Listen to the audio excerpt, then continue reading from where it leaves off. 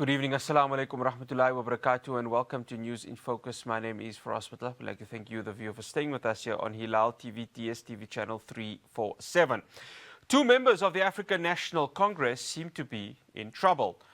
Thus, as the ruling party within the GNU says it will take disciplinary action against Malusi, Gigaba and suspended police minister Senzo Mchunu after they made public comments about its NEC, which the party views as disparaging.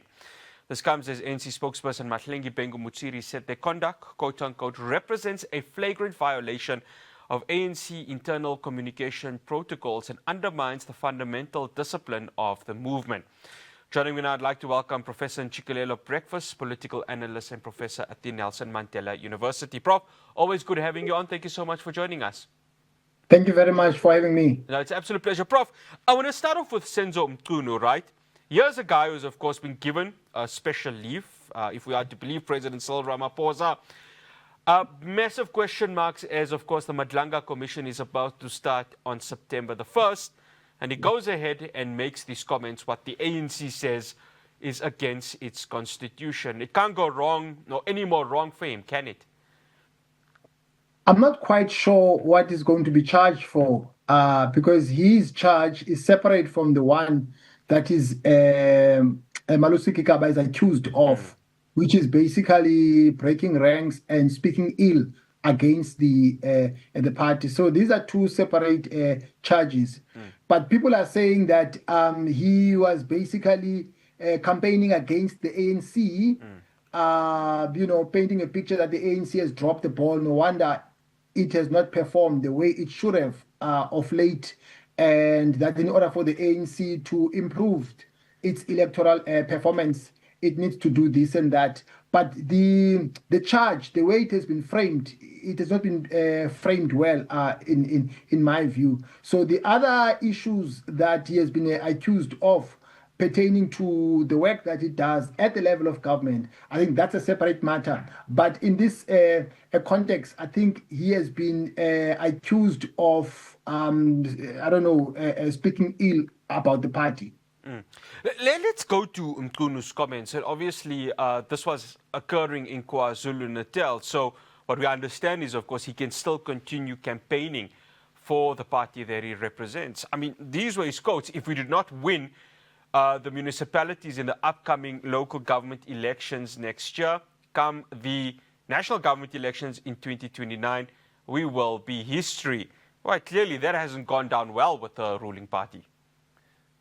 Of course, it has not set well with it. But in my view, if you examine that assertion at close range, there's nothing wrong with it. He was on point, actually. I mean, I don't think that he was off the mark there, because he's actually painting a correct picture. It's not like speaking against a particular decision that was made by the party out of a discourse that took place, and therefore members of the party are expected to abide by that. So I'm not quite sure, to be honest, what is the charge about, but we'll see as time goes on. The one from Gigaba, though, it's not a new one, Prof Breakfast. Let me tell you why. Because I remember quite clearly Panyaza Lesufi was not really that happy with going into partnership with the DA and many other parties, especially when it came to the Gauteng province. Gigaba's comments, of course, saying, quote-unquote, we are too preoccupied with our little corners, our little groupings. This is what he told the Sunday Times. He says, there doesn't seem to exist a possibility for us to get up briefly from these little groupings so that we can now discuss what it is in the best interest of our country, our movement, and our people. He, of course, then criticized his very own party for saying we should not have gone into a coalition with the Democratic Alliance. But he's not the first to mention this, Prof Breakfast.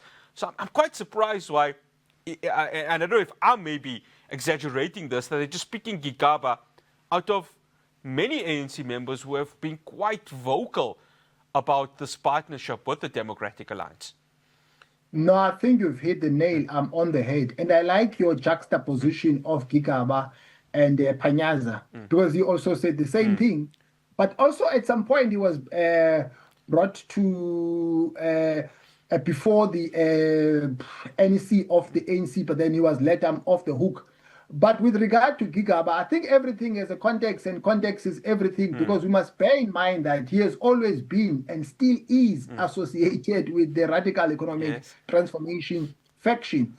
I don't know if they still something of the sort, given the fact that Zuma broke away and established MK. Maybe he is regarded as one of the remnants of that, and that's why he was seen to be problematic. And maybe, there's a thinking that if he is allowed to make such statements and get away with murder, even other people within the ANC will follow suit and do the same thing, and therefore they need to make a good example of him. But yeah, you are quite right that he's not the first one to break ranks and to speak against the position of the ANC to join forces with the Democratic Alliance. But I think there are a lot of political factors here, given the fact that the ANC will be holding a conference just around the corner, and maybe some might think that he is trying to position himself maybe posing a threat to certain people. I presume that this could not have happened without the knowledge of the SG, who maybe might, because these issues of DC, they happen through his office, or maybe he might see him as a threat to him, and therefore he needs to be disciplined. But he is perceived to have broken ranks and spoken against the party. And given the fact that he's also part of the NEC of the party, not the top six, but the external one, yeah. Here's the thing, Prof.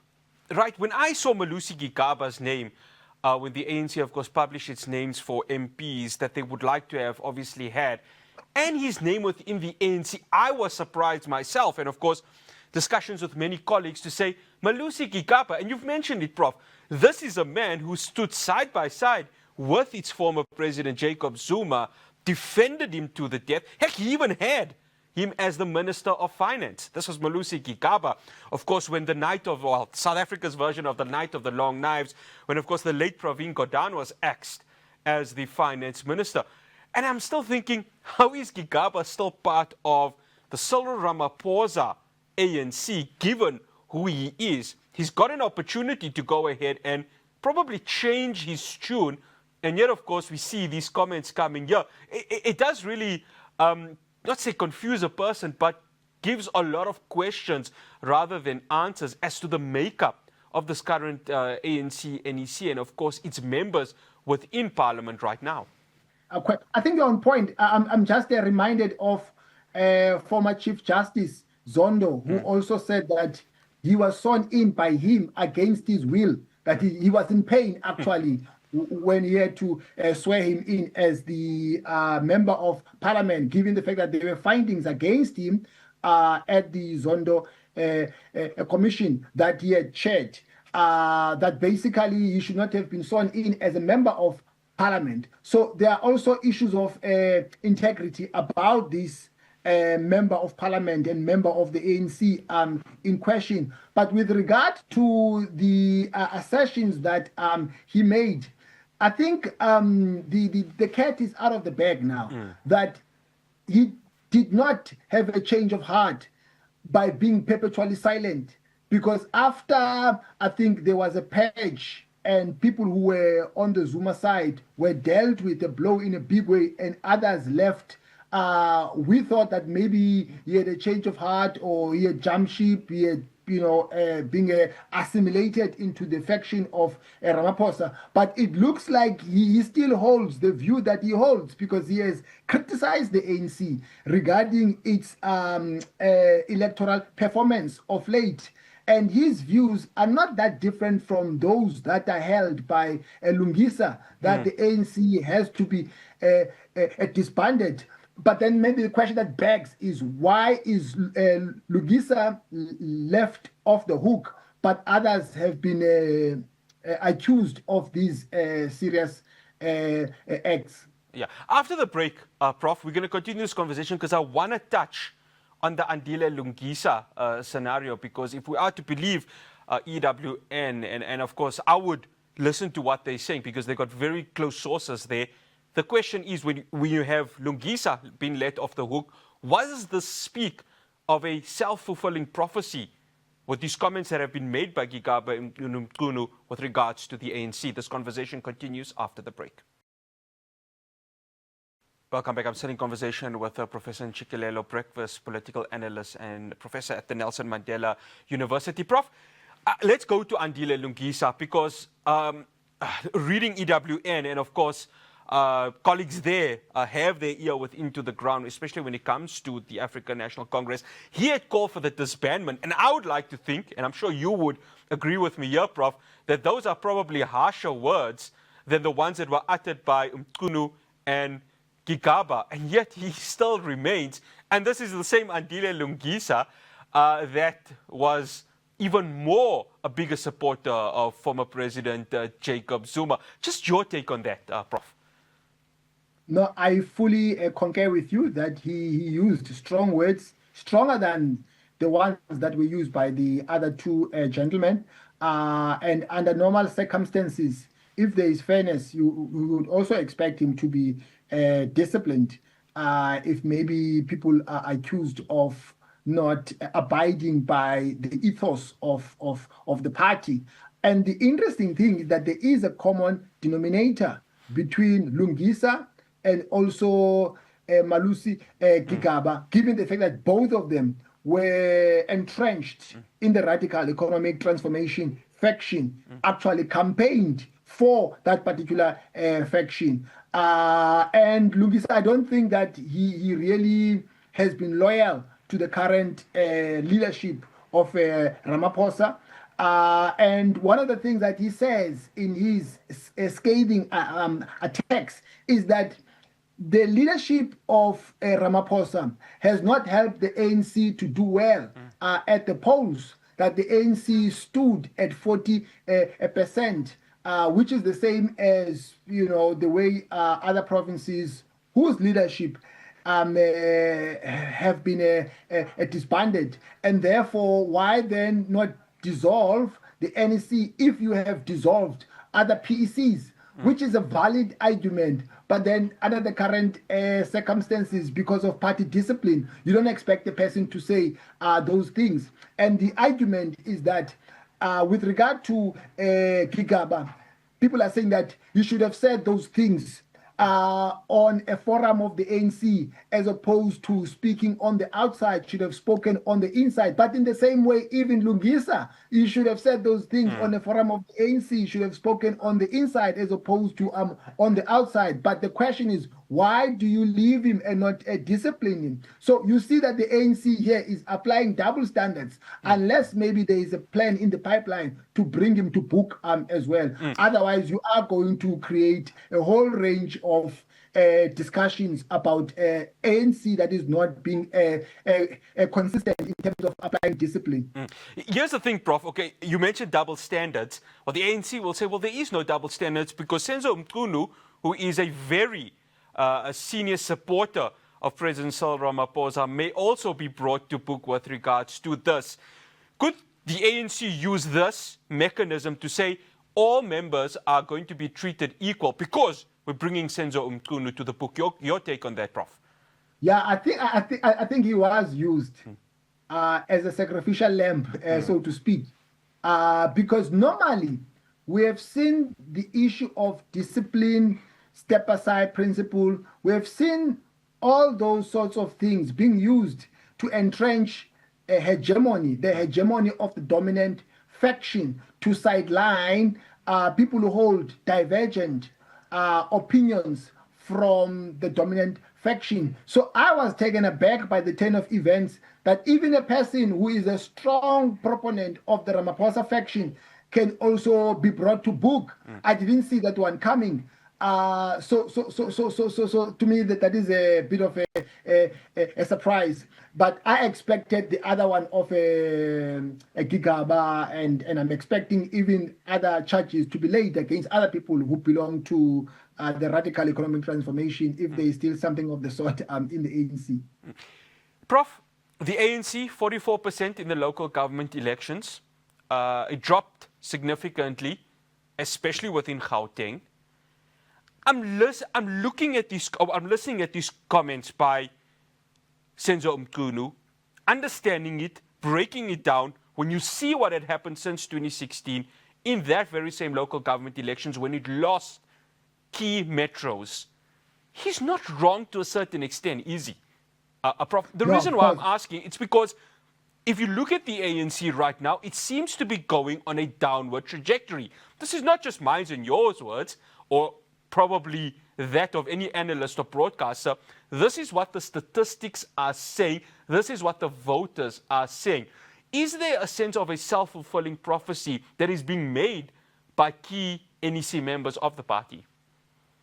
No, I think the writing is on the wall. He was on point that the ANC might not do well. In fact, it will not do well in my view, because there's a symbiotic relationship between voter turnout and service delivery. And the ANC doesn't have a good track record of getting the job done in government, in particular at local government level, that is in the front line of service delivery. So he's not off the mark there. That prediction is on point, that the ANC might lose municipalities. You know, it might lose votes in certain municipalities. So I don't think that is off the mark. But the argument is that you should have said those things where debates take place within the structures of the ANC and not outside.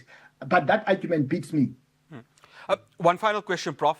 The closing quote of that interview within Malusi Gigaba with the Sunday Times, when he says, "I think we are failing in our duty." When you speak to many of the ANC supporters on the ground, that's what they are saying. I'm not saying all of them, but the majority of them are saying that the ANC is not speaking to us. That quote, it's quite a important quote in terms of looking ahead to next year's local government elections. No, I concur with him, even though I think the problem is more complex than that, because one of the challenges that the ANC is faced with is a shift electorally. You have now the majority of eligible voters who are young people. So the romanticism of the past, the glorification of history, and the preservation of a tradition, those are things of the past. Young people now don't care about liberation history, liberation struggle, credentials, and blah, blah, blah. They only care about services that need to be rendered by local authorities. Young people are affected by a lot of social ills, unemployment, poverty, and so on. So what they do is that it's either they stay away from the polls or they vote for other political parties. So that's why I'm saying that he says that there's a disjuncture between what the ANC pitches to its audience. I'm saying the problem is more than that. The fact of the matter is that the ANC has been riding on this horse of being a liberation movement, thinking that they will not get the job done and people are just going to vote for them. Those days are over. Prof Breakfast, always a pleasure having you on. Thank you so much for joining us. Thank you very much. That's Professor Ntsikelelo Breakfast, political analyst and professor at the Nelson Mandela University in Gaba. After the break, I'm going to be chatting with Ireti Bakare Youssef. She is the founder and chair of African Journalists Against Genocide. As we see right now, another journalist has been murdered by Israel today. That now takes it to close to 300 media practitioners murdered since the start of the genocide in October 2023. I'll be having a discussion with her after the break.